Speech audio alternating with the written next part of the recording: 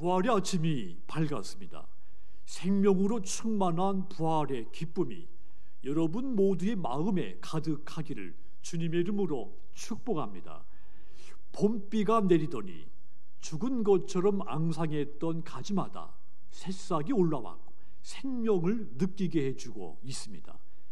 봄이 아름다운 것은 생명이 다시 기지개를 켜기 때문이죠. 그런데 이 봄 그냥 우리에게 쉽게 오는 것이 아닙니다. 기나긴 겨울 한파 견뎌낸 끝에 비로소 생명을 꽃피는 것입니다.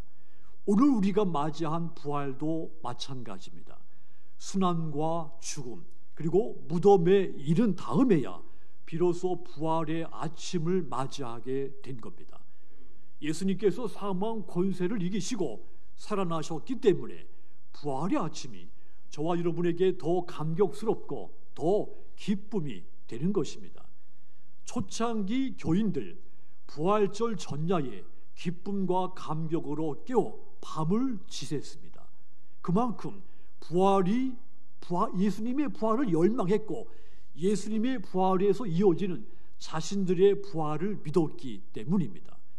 그래서 이 교인들 부활절 전야에 함께 모여서 밤새 성경 읽고 기도하고 찬송을 부르다가 새벽에 성찬을 나누며 축제함으로써 마무리를 했습니다.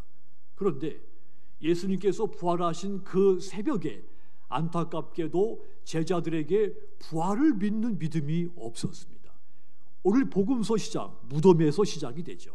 1절 다시 보면 안식일이 다 지나고 안식 후 첫날이 되려는 새벽에 막달라 마리아와 다른 마리아가 무덤을 보려고 갔더니 그랬습니다. 안식 후 첫날 시간상으로 토요일 해가 지고 난 다음 그 다음 날 해몰 때까지 어느 시점을 말합니다. 그러니까 안식 후 첫날이 되려는 새벽은 일요일 주일의 새벽인 겁니다. 요한은 그때를 아직 어두운 때 이렇게 단서를 붙였죠. 그러면서 혼돈, 정막이 뒤섞인 그런 분위기를 우리에게 암시를 해줬습니다. 이는 마치 하나님께서 천지를 창조하실 때 태초에 땅이 혼돈하고 공허하며 흑암이 깊음 위에 있었던 것 같이 아직은 어두워서 혼돈과 공허가 있고 무덤은 흑암 속에 어렴풋이 보이는 그런 시간이었다는 이야기입니다. 이때부터 여러 사람들의 부활 이야기가 시작이 됩니다. 그렇다면 여러분, 예수님의 이 부활 이야기가 어떤 사람들에 의해서 어떻게 퍼져나가게 됩니까? 가장 먼저 이 고요를 깨고 나타난 사람은 막달라 마리아와 여인들이었습니다. 이 여인들 누가복음 23장 55절 56절 보면 아리마대 사람 요셉이 예수님을 무덤에 장사 지낼 때 그 모습을 지켜보다가 돌아가서 향품과 향유를 준비한 여인들이었죠. 그들은 이미 예수님의 무덤을 찾아가려고 마음을 먹고 있었던 겁니다. 그리고는 안식일이 지나자마자 일찍부터 집을 나선 겁니다. 마태는 그때를 마태복음 28장 1절에 보면 새벽이라고 했고 마가는 그때를 마가복음 16장 2절에 보면 매우 일찍이 해 돋은 때 이렇게 표현했습니다. 그 이른 새벽에 이 여인들이 예수님의 무덤을 찾아간 겁니다. 그런데 갑자기 큰 지진이 일어났고 천사가 하늘에서 내려와 돌을 굴려내고 그 위에 앉았는데 그 모습이 마치 번개처럼 빛났고 옷은 눈같이 휘었다고 했습니다. 무덤을 지키던 군인들 그 광경을 보고 무서워 기절하고 말았습니다. 천사는 여인들에게 이때 말씀을 주죠. 마태복음 28장 오늘 5절 6절입니다. 천사가 여자들에게 말하여 이르되 너희는 무서워하지 말라. 십자가에 못 박히신 예수를 너희가 찾는 줄 내가 아노라. 그가 여기 계시지 않고 그가 말씀하시던 대로 살아나셨느니라. 와서 그가 누우셨던 곳을 보라 했습니다. 여인들이 그곳에서 예수님의 빈 무덤을 보게 된 겁니다. 분명히 자기들이 눈으로 예수님의 시신이 안치되는 것을 봤는데 그곳에 예수님이 계시지 않은 것입니다. 누가는 이로 인해 여인들이 근심했다고 기록을 했죠. 빈 무덤 앞에 선 이 여인들 충격과 좌절감에 빠졌습니다. 그래서 천사들은 그 충격 좌절에 빠진 이 여인들에게 예수님께서 생전에 하셨던 말씀을 천사들이 이 여인들에게 다시 한번 상기를 시켜줍니다. 누가복음 24장 6절 보시면 여기 계시지 않고 살아나셨느니라. 갈릴리에 계실 때 너희에게 어떻게 말씀하셨는지를 기억해라. 생각하거라. 예수님께서 전에 너희에게 말씀했던 것을 다시 한번 생각하거라. 이렇게 말한 것이죠. 여인들은 이 천사의 말을 듣고 놀라고 무서웠지만 부활의 소식을 제자들에게 알리기 위해서 달려가기 시작한 겁니다. 그런데 그때 달려가는 도중에 예수님께서 여인들에게 나타나 말씀을 하시죠. 마태복음 28장 9절 보면 예수께서 그들을 만나 이르시되 평안하냐 하시거늘 여자들이 나아가 그 발을 붙잡고 경배했다 했습니다. 예수님께서 여인들에게 평안하냐 물으셨고 여인들의 마음이 한마디로 그 순간 평안치 못했다는 뜻입니다. 여전히 두려움이 컸던 것이죠. 예수님은 두려움이 큰 이 여인들 만나주셨고 그들의 모든 두려움을 반대로 기쁨과 평안으로 바꾸어 줬습니다. 그러자 이 여인들 예수님의 발을 붙잡고 경배를 했습니다. 그리고 부활의 증인이 된 것입니다. 누가복음 24장 9절 보시면 무덤에서 돌아가 이 모든 것을 11사도와 다른 모든 이들에게 알리니 그랬습니다. 이처럼 이 여인들 예수님의 죽음과 부활의 목격자 증인이 될 수 있었던 것, 예수님을 사랑하는 마음이 그 뜨거운 마음이 있었기 때문인 겁니다. 예수님을 사랑하는 마음으로 향품과 향유를 준비했고 사랑하는 마음으로 이른 새벽부터 무덤을 찾아갔기 때문에 부활의 증인이 될 수가 있었던 겁니다. 그러므로 여러분, 생명과 기쁨의 부활절에 매우 일찍이 해 돋은 때 무덤을 찾아갔던 이 여인들처럼 여러분 인생에서 가장 먼저 부활의 주님을 만나시고 그 부활의 주님의 소식을 세계 열방을 향해 선포하시는 저와 여러분들이 다 되시기를 주님의 이름으로 축원합니다. 또한 예수님의 부활 이야기는 제자들에게로도 이어지게 됩니다. 요한복음 20장 보시면 막달라 마리아가 예수님의 무덤이 비어있다는 것을 제자들에게 알렸다고 했습니다. 그러자 그 이야기를 들은 베드로와 요한 무덤을 향해 달려갔고 그곳에서 예수님의 빈 무덤을 보게 됩니다. 우리는 여기서 요한이 남긴 증언, 그 기록을 주목해야 합니다. 요한복음 20장 8절 보시면 우리 같이 읽겠습니다. 그때야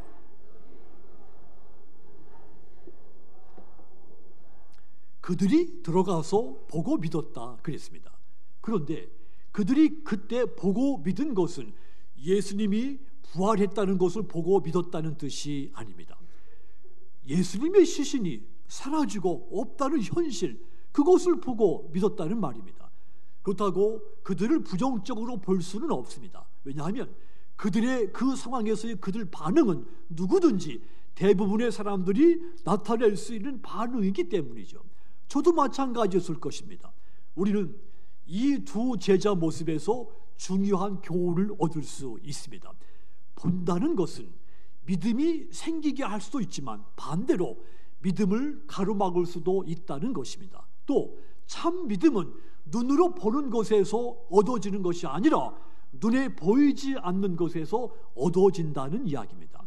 이 두 제자에게 무덤, 세마포, 수건, 즉 눈에 보이는 것만 보는 차원, 그 차원을 넘어서서 보이지 않는 것을 보는 그 눈이 이 두 제자에게 필요했던 겁니다. 요한복음 20장 9절 보시면 그들은 성경에 그가 죽은 자 가운데서 다시 살아나야 하리라 하신 말씀을 아직 알지 못하더라 그랬습니다. 아직 알지 못하더라. 아직 보이지 않는 것을 보는 눈이 열리지를 않았던 것입니다. 이것은 매우 안타까운 일입니다. 왜냐하면 이미 예수님은 이 제자들에게 자신의 죽음과 부활에 대해서 여러 차례 말씀해 주셨기 때문입니다. 마태복음 17장 22절 보면 인자가 장차 사람들의 손에 넘겨져 죽임을 당하고 제3일에 살아나리라. 또 마태복음 20장 18절 19절 보면 십자가에 못 박히게 될 것이나 제3일에 살아나리라. 그런데 이 두 제자 빈 무덤 앞에 예수님이 하셨던 그 말씀이 떠오르지를 않은 겁니다. 그들은 이미 보이는 세계에 길들여져 있었고 보이는 시선에 마음도 갇혀 있었던 겁니다. 마음이 굳었고 마음이 보이는 것에만 갇혀 있었기 때문에 예수님의 말씀이 생각나지 않고, 그러니 예수님의 죽음이 슬퍼서 울게 되고 크게 낙심을 하게 된 겁니다. 여러분, 무덤은 땅에만 있는 것이 아닙니다. 예수님을 잃어버리고 굳어버린 마음속에도 무덤은 존재하는 겁니다. 마가복음 16장 14절 보시면 그 후에 11 제자가 음식 먹을 때 예수께서 그들에게 나타나사 그들의 믿음 없는 것과 마음이 완악한 것을 꾸짖으시니 이는 자기가 살아난 것을 본 자들의 말을 믿지 아니함일러라. 부활하신 예수님, 부활의 신앙이 없는, 마음이 굳어버려서 보는 것만 믿고 그래서 마음이 굳어버린 그 제자들을 찾아오셔서 꾸짖으며 부활의 확신을 심어 주신 것입니다. 부활하신 예수님은 승천하시기 전에 약 40일 동안 많은 사람들 앞에 모습을 나타내 보이셨습니다. 그리고 그들은 부활의 증인들이 됐습니다. 요한, 훗날 요한복음을 기록을 하면서 자신의 부활의 신앙을 분명하게 고백을 하죠. 요한복음 20장에 보면 부활의 소식을 기록한 후에 마지막 31절에 이렇게 고백을 남겼습니다. 요한복음 20장 31절 보시면 오직 이것을 내가 기록함은 너희로 예수께서 하나님의 아들 그리스도이신 것을 믿게 하려 하며 또 너희로 믿고 그 이름을 힘입어 생명을 얻게 하려 함이라. 부활의 사실을, 또 부활하신다는 주님의 말씀을 잊어버리고 불안하고 떨며 울었던 이 요한이 달라진 겁니다. 이제는 부활의 확신이 생겼고 그 자신의 부활의 신앙을 기록으로 남겨 다음 세대들에게 이 기록을 남긴 겁니다. 요한이 우리에게 생명을 주시기 위해 죽으시고 부활하신 예수님을 확신하고 증거한 것입니다. 베드로도 마찬가지였죠. 베드로 부활을 증거하는 증인으로 살았습니다. 사도행전 3장에 보면 베드로는 이 백성들 향해 예수님의 죽음과 부활을 선포를 합니다. 사도행전 3장 14절 15절 보시면 너희가 거룩하고 의로운 일을 거부하고 도리어 살인한 사람을 놓아주기를 구하여 생명의 주를 죽였도다. 그러나 하나님이 죽은 자 가운데 그를 살리셨으니 우리가 이 일의 증인이라 그랬습니다. 지난날 자신이 목격했던 모든 일에 대해서 증언을 한 겁니다. 베드로가 고넬류의 집에서 설교할 때도 마찬가지였죠. 예수님에 대해서 그가 세례 요한으로부터 세례를 받으시면서부터 공생의 전반에 걸쳐 또 십자가의 순환과 부활을 설명할 뿐 아니라 부활하신 후에 자신과 함께 식사한 사실까지도 증언을 한 겁니다. 사도행전 10장 41절 보면 모든 백성에게 하신 것이 아니요 오직 미리 택하신 증인 곧 죽은 자 가운데 부활하신 후 그를 모시고 음식을 먹은 우리에게 하신 것이라 그랬습니다. 베드로의 이 증언을 케리그마, 즉 복음 선포라고 말합니다. 이 복음 선포의 핵심은 예수님의 죽음과 부활입니다. 이 예수님의 죽음과 부활은 교회의 중요한 사명입니다. 이것을 보면 베드로의 이 복음 선포를 보면 그가 얼마나 부활에 대한 확신으로 가득 차 있었는지를 알 수가 있습니다.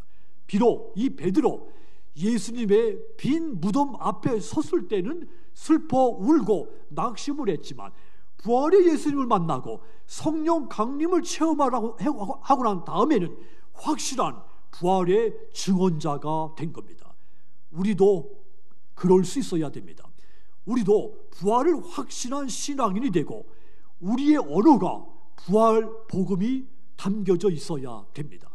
부활이 거짓되면 저와 여러분의 믿음도 헛것이 되기 때문입니다. 성도 여러분, 예수님의 부활 이야기는 아주 특별한 이야기입니다. 그 이유는 그분이 죽음을 이기셨기 때문이죠. 예수님을 죽임을 당하셨지만 다시 살아나셨습니다. 죽음이 그분을 영원히 가둘 수가 없었던 겁니다. 그러므로 여러분, 생명과 기쁨의 이 부활절에 부활의 이야기를 들은 사람으로서 이제는 그 부활의 소식을 제자들 같이, 베드로와 같이 세계 열방을 향해 선포하시는 저와 여러분들이 다 되시기를 주님의 이름으로 축원합니다. 부활의 이야기는 저와 여러분을 통해서도 전파되어야 됩니다. 부활하신 예수님은 마가복음 16장 15절에 보시면 또 이르시되, 마가복음 16장 15절, 지금 제가 설교 한 토막을 좀 뺐습니다. 방송실에서 지금 착오가 생겼습니다. 부활 마가복음 16장 15절 보시면 같이 읽겠습니다. 또 이르시되 너희는 온 천하에 다니며 만민에게 복음을 전파하라. 아멘. 부활하신 예수님께서 우리에게 원하시는 거, 부활의 주님의 증인이 되는 겁니다. 철학자 김진영 씨가 자신의 생의 마지막 산문집에 조용한 날들의 기록이라고 하는 그 글에서 멕시코 속담 하나를 소개해 놨습니다. 그들은 우리를 땅에 묻으려고 했다. 그러나 그들은 우리가 씨앗이라는 것을 알지 못했다. 그랬습니다. 이 멕시코 속담처럼 박해자들은 예수를 죽여 땅에 묻어두려고 했습니다. 그런데 그들은 예수가 씨앗이라는 것을 알지 못한 것입니다. 예수님은 무덤에서 생명을 튀어냄으로써 무덤은 감옥이 아니라 생명을 발화시키는 씨앗의 터전이고, 죽음은 어둠이 아니라 부활의 빛으로 나아가는 과정인 것을 보여준 겁니다. 예수님의 부활로 빛의 자녀가 된 저와 여러분이 곧 씨앗이 된 겁니다. 그러므로 여러분, 생명과 기쁨인 이 부활절에 예수님의 부활 이야기를 세계 열방을 향해 선포하셔서 한 영혼 한 영혼을 구원받게 만드시는 저와 여러분들 다 되시기를 주님의 이름으로 축복합니다. 사랑하는 성도 여러분, 예수님의 부활 이야기는 소망의 이야기이기도 합니다. 오늘 구약의 말씀 이사야서 26장 19절 다시 보시면, 주의 죽은 자들은 살아나고 그들의 시체들은 일어나리이다. 티끌에 누운 자들아, 너희는 깨어 노래하라. 주의 이슬은 빛난 이슬이니 땅이 죽은 자들을 내놓으리로다. 그랬습니다. 죽음은 침묵의 자리지만 하나님은 거기서 노래가 터지게 하신다 했습니다. 왜입니까? 하나님의 구원, 하나님의 부활의 새 생명이 그곳에 임하기 때문이라고 했습니다. 지금 여러분의 시간은 어느 때입니까? 아직은 어두운 때이십니까? 일찍이 해 돋은 때입니까? 지금 밖에 꽃들이 만개하고 산마다 들마다 겨울 동안 죽었던 씨앗들이 꽃을 피우고 있습니다. 생명과 기쁨이 가득한 때입니다. 여인들의 부활 이야기, 제자들의 부활 이야기, 그리고 저와 여러분들의 부활 이야기가 계속해서 기록되고 전파되어서 아직도 어둠 속에 갇혀있는 사람들에게 빛을 비추어서 그 한 영혼 한 영혼이 예수 믿고 구원받는 놀라운 생명의 역사가 일어나게 되기를 부활절에 주님의 이름으로 축원합니다.